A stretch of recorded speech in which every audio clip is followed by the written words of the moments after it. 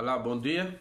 Mais uma vez, mais um dia, o encontro com os nossos verdadeiros amigos para transmitir aquilo que Deus nos tem dado para mostrar e ensinar aos nossos diletos amigos.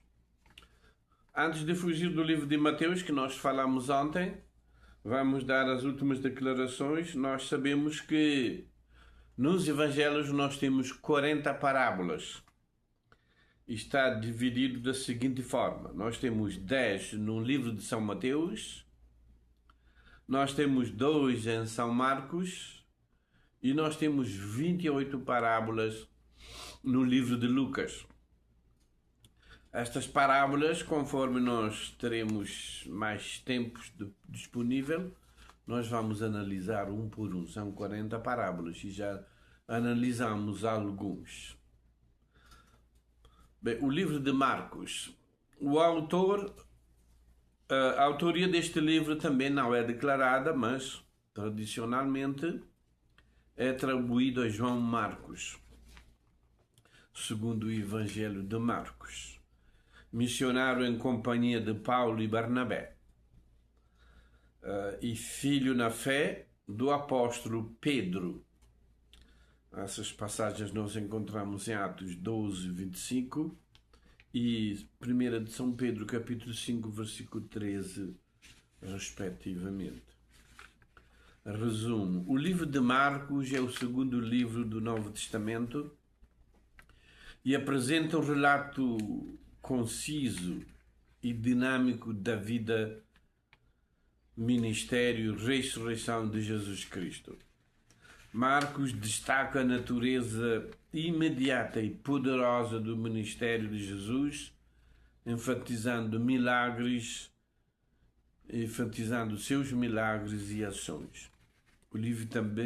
O livro também aborda temas como a autoridade de Jesus, sua identidade como Filho de Deus e a necessidade de seguir o exemplo de serviço e fé. Marcos culmina com a narração da crucifixão e ressurreição, evidenciando o papel central de Jesus na redenção da humanidade. Não existe um consenso sobre a data em que este evangelho foi escrito, mas ele deve ter sido escrito antes da destruição de Jerusalém, que ocorreu no ano 70 depois de Cristo. O Evangelho de Marcos é o mais curto e dinâmico dos 4 evangelhos. É conhecido por seu estilo de certo, cheio de ações e movimento. Marcos foi escrito para um público romano, provavelmente não judeu. Por isso explica costumes judaicos e traduz expressões aramaicas. O livro apresenta Jesus como o servo de Deus e o Filho do Homem, que veio para servir e dar a sua vida em resgate por muitos. Marcos 10:45. Desde o início, Marcos não se preocupa em dar uma genealogia ou detalhes do nascimento de Jesus, mas vai direto ao ponto.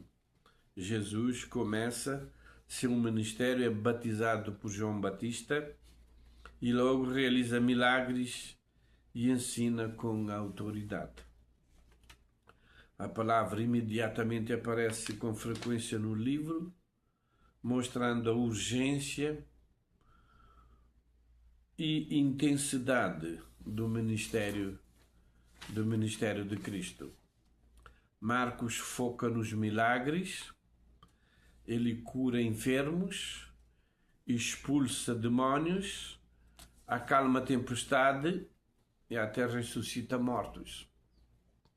Esses sinais apontam para a autoridade de Jesus sobre a natureza, sobre o pecado e sobre as forças do mal. Ao mesmo tempo, Jesus ensina sobre o reino de Deus, mas muitas vezes fala em parábolas. desafiando os ouvintes a entenderem a mensagem. O livro também mostra o lado humano de Jesus.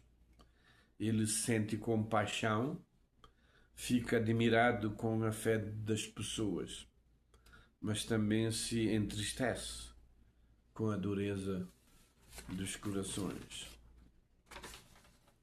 Marcos destaca que os discípulos frequentemente não entendiam quem Jesus realmente era, e isso cria um contraste muito forte. As multidões seguiam Jesus, mas poucas compreendiam sua verdadeira missão. O ponto central do Evangelho de Marcos é a cruz. Jesus prediz sua morte várias vezes, mostrando que seu sofrimento não é um acidente, mas parte do plano de Deus. Ele é o servo sofredor, anunciado pelos profetas, especialmente Isaías. O livro culmina na paixão de Cristo. Sua paixão, prisão, julgamento, crucifixão e ressurreição. O final de Marcos, capítulo 16, 1 a 8, destaca a ressurreição de Jesus. O túmulo está vazio e o anjo anuncia que ele ressuscitou.